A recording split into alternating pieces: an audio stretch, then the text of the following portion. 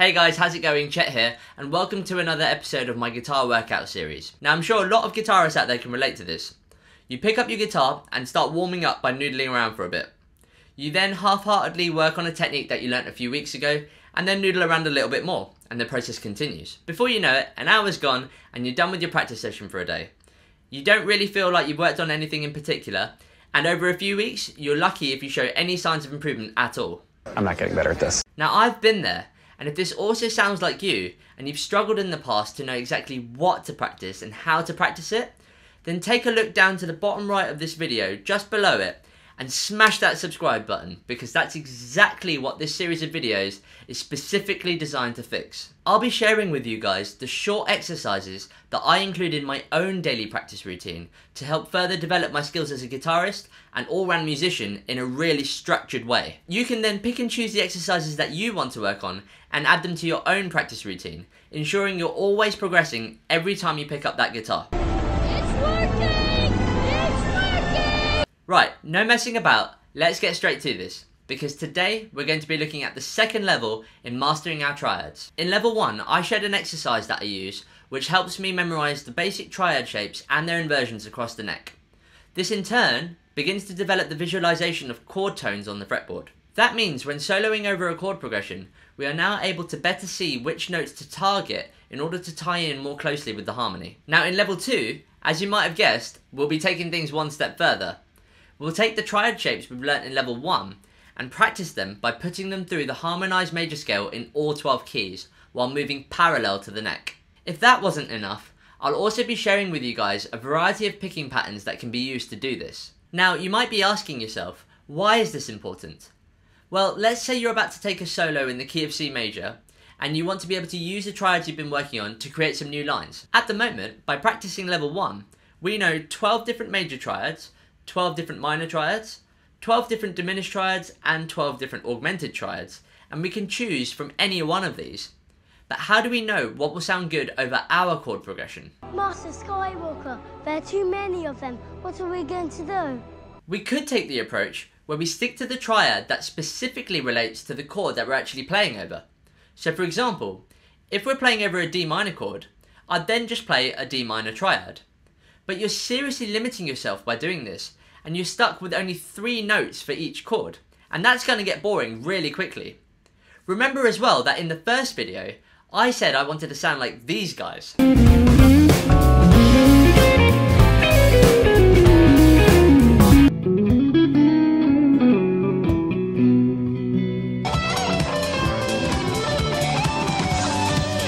So how can we use the triads we've learnt to play the other notes within a key and provide some movement to help us create more interesting ideas? Well, that's exactly what the harmonised major scale actually tells you. It gives you the diatonic chords of the key you're playing in, as well as the function of each one. This in turn will allow you to identify the triads that definitely sound good. And that's because all of the ones that exist within the harmonised major scale only contain notes belonging to the key. In the case of C major, for example, the triads would be C major, D minor, E minor, F major, G major, A minor, and B diminished. By the way, it's worth noting that using the harmonised major scale is probably how the composer picked the chords in the progression in the first place. So clearly, level 2 is an important step in mastering our triads. Practicing this exercise will allow you to develop a complete awareness of how a harmonised major scale is laid out on the fretboard in every key while moving parallel to the neck. Just so you know, we'll be covering how to practice triads perpendicular to the neck in higher levels. That means when you're soloing within a specific key, you'll be able to visualise all of the triads that belong to that key, as well as the function that each of them possesses. So you're not limited to using triads just for the purpose of highlighting chord tones anymore. While you're practicing this exercise, you'll also develop the muscle memory that's necessary to quickly move between these triad shapes, allowing you to create triadic patterns and sequences that add extra movement to your lines. This can lead to some pretty cool ideas that will add more sophisticated colour tones to your soloing, and we'll be talking about this towards the end of the lesson. Now, if you've not yet had a look at the first level of mastering your triads, make sure you do go check it out before attempting level 2, because a strong knowledge of your major, minor, and diminished triads, as well as all of their inversions, will be needed throughout this whole video. Right, grab your guitars and let's get to the exercise. The first thing you need to know are the order of the triads that are obtained through harmonising the major scale, and this is something that's definitely worth memorising. If you don't know how to do this yet, don't worry, just keep an eye out for my music theory series because there's going to be a video on harmonising the major scale very soon. For now, just memorise this order of triads and I'll show you how to apply that to a major scale in order to harmonise it. So the first chord, starting with the 1 chord, that's going to be a major triad. You then get a minor triad, another minor triad, the 4 chord is a major triad, 5 chord is a major triad, the 6 is a minor triad, 7 is a diminished triad, and then you're back to the 8th, which is a major triad. Now I'll demonstrate how to apply the order of these triads to harmonise the C major scale. So the C major scale is just the notes C, D, E, F, G, A and B, and then you can go back to C if you want to just complete the octave. So if we apply the order of the triads that we've learnt, what we get is the harmonised version of the C major scale. And the 1 chord, or the first triad, would be a C major triad. The 2nd chord would be a D minor chord, or a D minor triad, and so on. You get the 3rd chord would be E minor, 4th, F major, 5th, G major, 6th, A minor, 7th, B diminished, and again, if you want to complete the whole octave, the 8th would be another C major triad. So now the moment you've all been waiting for, to actually take those triads and play them up the fretboard. Now in order to have some structure to practice this idea, we'll be using the same rules that we applied in level 1 to help us restrict the number of different ways of playing a triad on a guitar down to just a select few. These rules were, number 1, you had to play 1 note per string. Number 2, the strings had to be adjacent to each other. And number 3, it had to be physically possible to be able to play the triad as a chord. Now if any of this isn't making sense, do go check out level 1 because I do explain it all there. What these rules do is limit us to only being able to play closed position triads all over the fretboard. It also creates 4 groups of 3 strings. Now those groups are the E, B and G strings, the B, G and D strings, the G, D and A strings, and the D, A and E strings. Now to practice the harmonised major scale, we're going to start off with the first group of 3 strings, and that's the E, B and G strings. So what we clearly just need to do is cycle through the order of triads that we discussed before on this group of 3 strings. Now here's where the problem exists, because there's loads of different ways of doing that. We could play all of the triads in just one position using inversions, and that would look like this. You'd have C major, D minor, E minor, F major, G major, A minor, B diminished, and back to C major. We could even move up the neck for a little bit and then back down the neck, and that would look like this. You'd have C major, D minor, E minor, F major, G major, A minor, B diminished, back to C major. We could even do something like jumping around and go from C major to D minor, then to E minor, then to F major, to G major, then to A minor, B diminished, and then back to C major here. So there's clearly loads of ways you can actually do this on the guitar. Again, we're going to have to restrict ourselves here so we can actually practice this without having to deal with all of those different possibilities. So we have to provide a little bit of structure to our routine. So we're going to do that by assigning 1 string within our group of 3 to contain the root note of each triad in the harmonised major scale. Then, once you perform the exercise from start to finish, you'll then choose the next string to contain the root note of all the triads, and so on and so on and so on for each string and for each group. Now on top of this, to exclude any jumping around, because technically we can do something like this, we can play C major here, and then D minor all the way up here. I'm still abiding by that first rule, I've got a C there, and a D up here. So we're also going to say that the next triad that you play in the harmonised major scale has to be the closest one. So if we take the key of C for example, we've got our note C on the 8th fret of the E string, because that's where our root note has to be. And our major triad looks like this.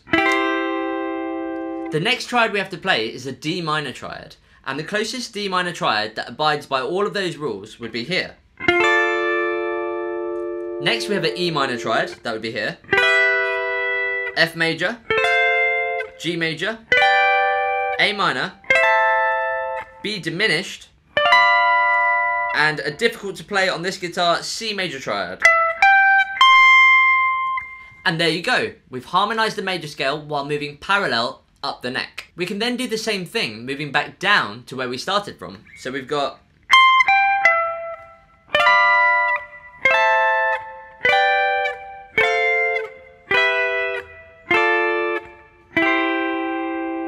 Okay, that's great. We can now play the harmonised C major scale, moving up and down the neck. But we didn't actually use any of this part of the fretboard.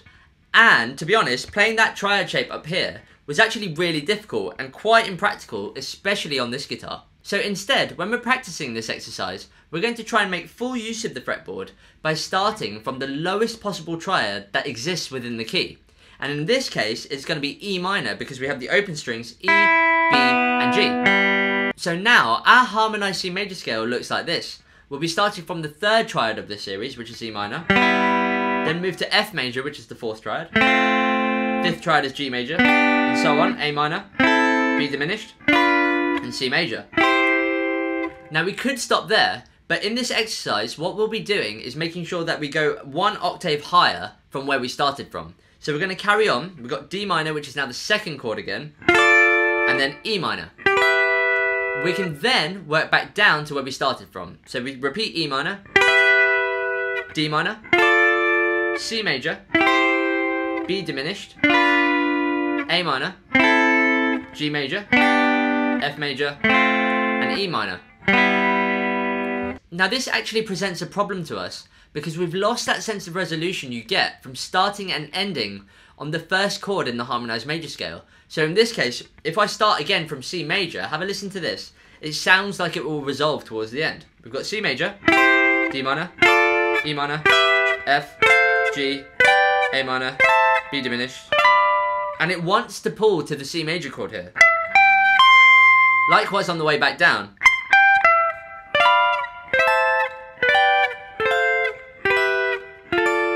And it wants to pull to the one chord, which is C major. If I do the same thing, starting from the third triad, which is what we're doing if we play from the lowest possible triad, it sounds like this.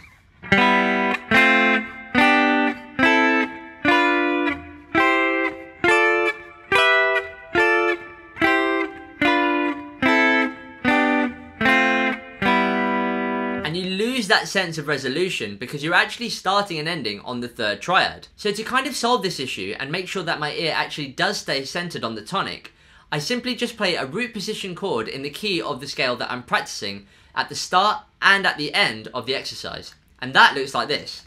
Start with a C major chord, and then go for it. E minor, F major, G major, A minor, B diminished, C major, D minor, E minor.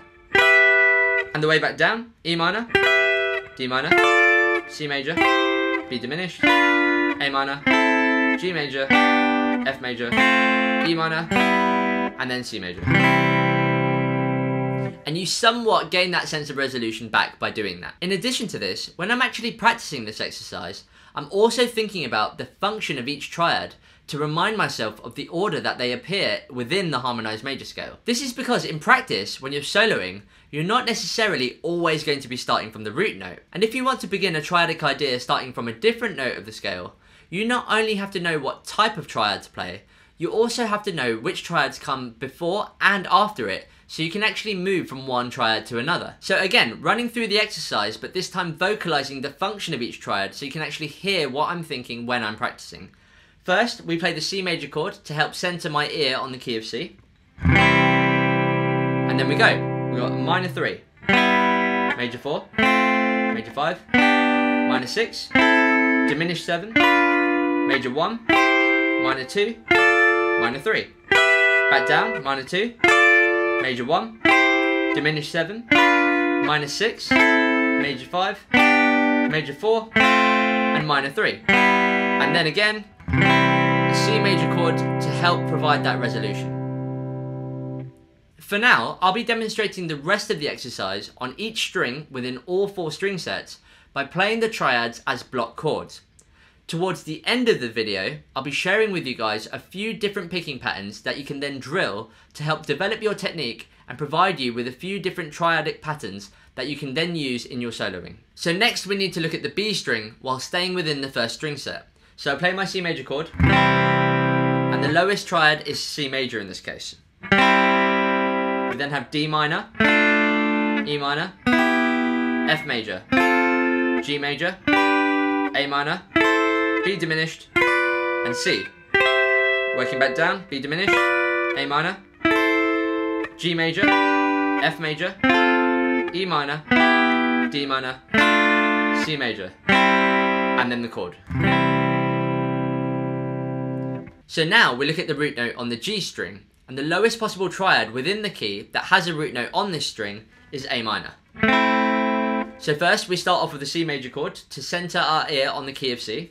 And we start A minor, B diminished, C major, D minor, E minor, F major, G major, and back to A minor. Back down, G major, F major, E minor, D minor, C major, B diminished, and back to A minor. And then resolve back to the C major chord. That completes this exercise in the key of C on the first group of 3 strings. You can then apply these same ideas to the remaining 3 string sets. From now on, I'll only be vocalizing what string set I'm on and which string contains the root note. So here we go. String set 2 with the root note on the B string.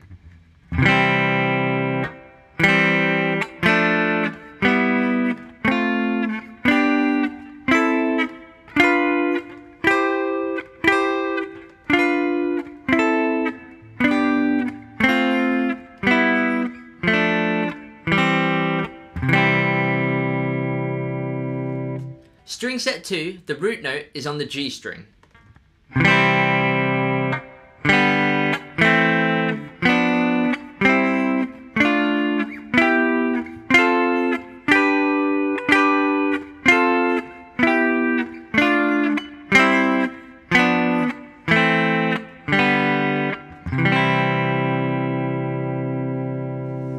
String set 2, the root note is on the D string.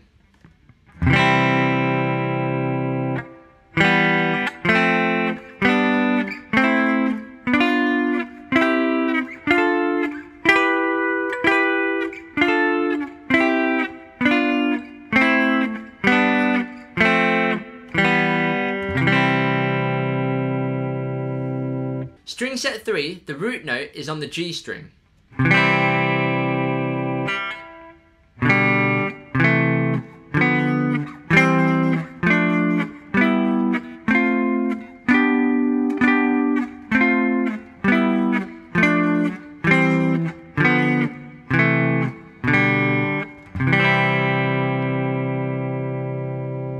String set 3, the root note is on the D string.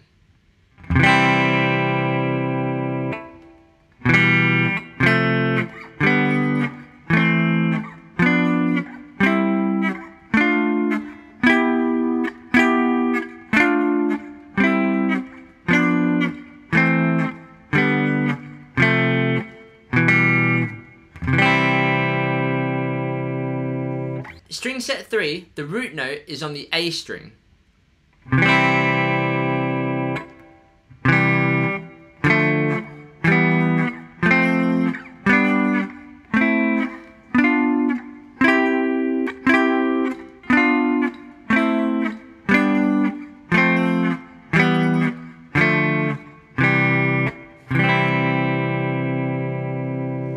String set 4, the root note is on the D string.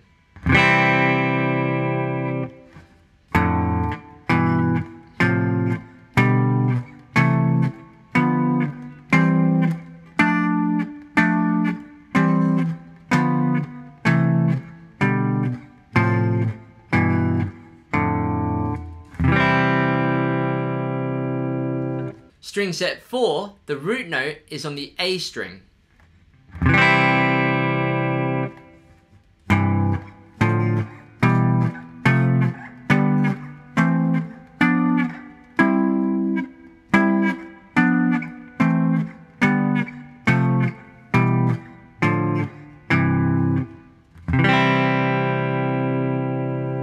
String set 4, the root note is on the E string.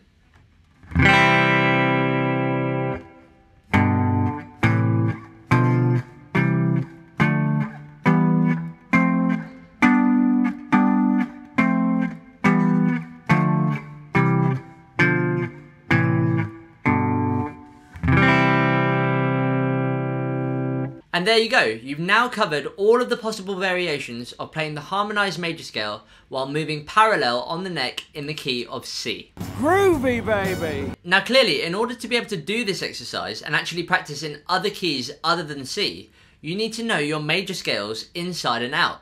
Otherwise you won't know which triads belong to the key and which triads don't. Like I said before, if you're not strong with your music theory yet, make sure you do go check out the music theory series on my channel, because there's already an in-depth video on how to construct the major scale, which will help you work out what accidentals exist within the key. For now, take a look at the following image, because it tells you all of the notes that exist within each of the 12 keys.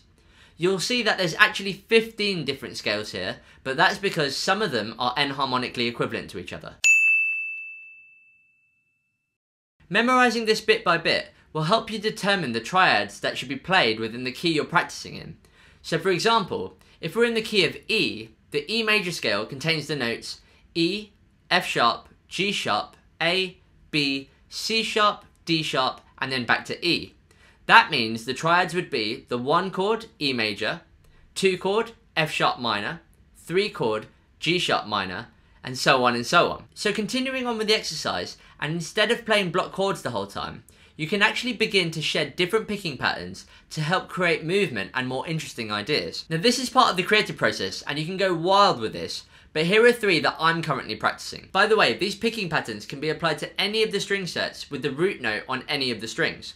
Now the first one I like to practice is hitting the top note in the string set, followed by the bottom note, the middle note, and then the top note again.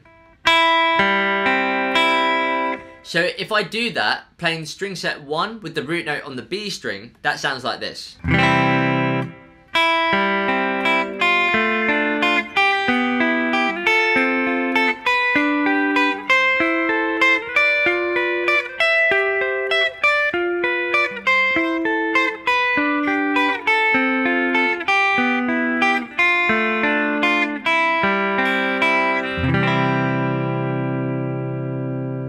The second picking pattern is simply arpeggiating the triad by starting from the top string, moving down to the bottom string of the set. So we have this.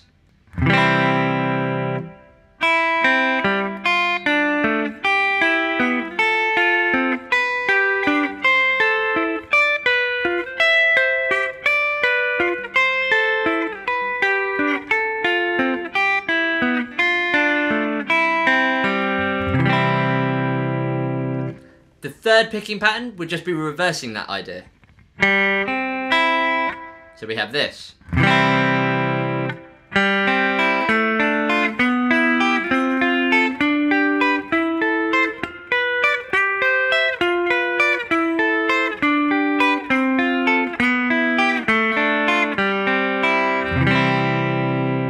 So there you go. Those are just 3 of the picking patterns that I like to practice. You can even hybrid pick those by picking the bottom string of the set and using your middle finger and your ring finger to actually pluck the middle string and the top string. So in the first picking pattern, it would sound like this.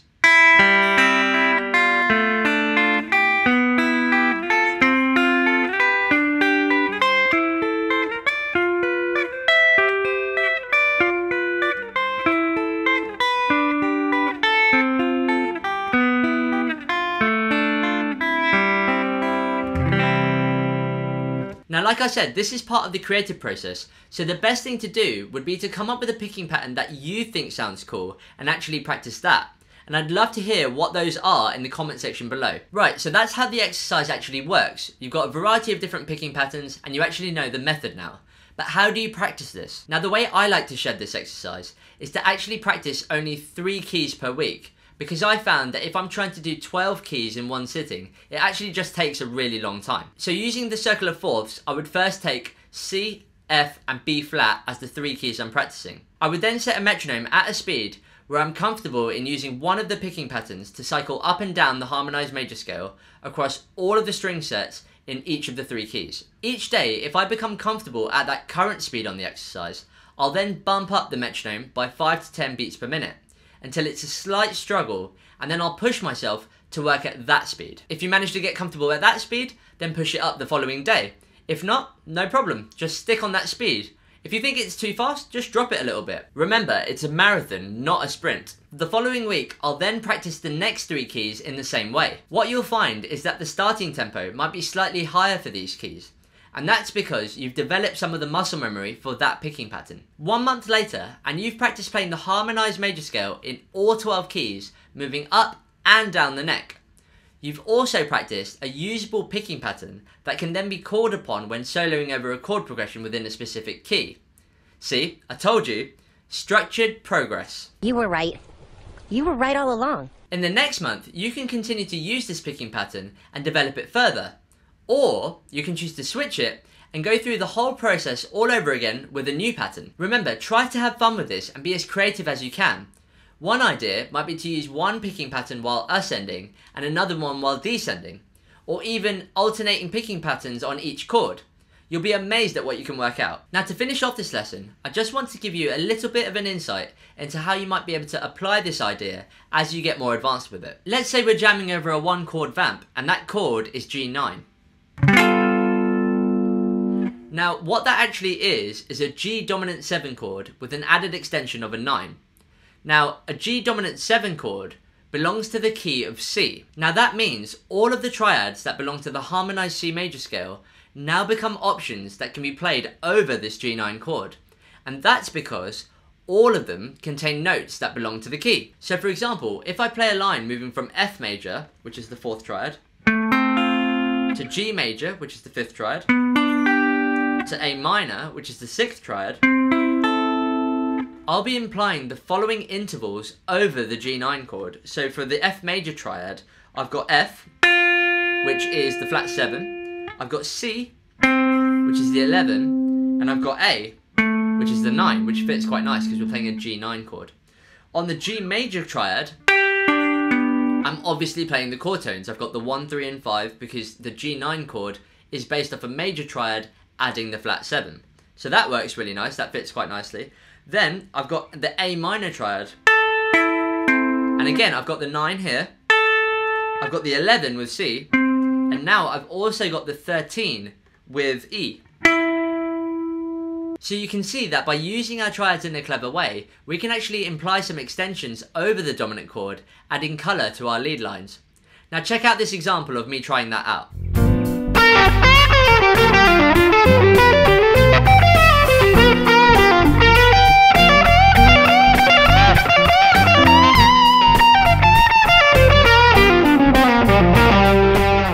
And there you go, the next level up in mastering your triads, and it's definitely an important one. This is the first step in actually visualising how the triads you've learnt relate to a key, which can really open up the fretboard when taking a solo. Now there's quite a lot of new concepts there, so as always, if you guys have any questions, please do put them in the comment section below and I'll get to them as soon as I can. I'll also be uploading PDFs that contain the full tabs of the exercise, as well as the picking patterns that I showed you earlier on in this video in the free section on my Patreon page. So make sure you check out the link in the description below. Now if you enjoyed this video and gained something from this content, I'd really appreciate it if you gave it a like and also subscribe to the channel. Don't forget to also turn on the bell notification icon down below so you don't miss out on any future lessons. Till next time guys, I'll catch you later.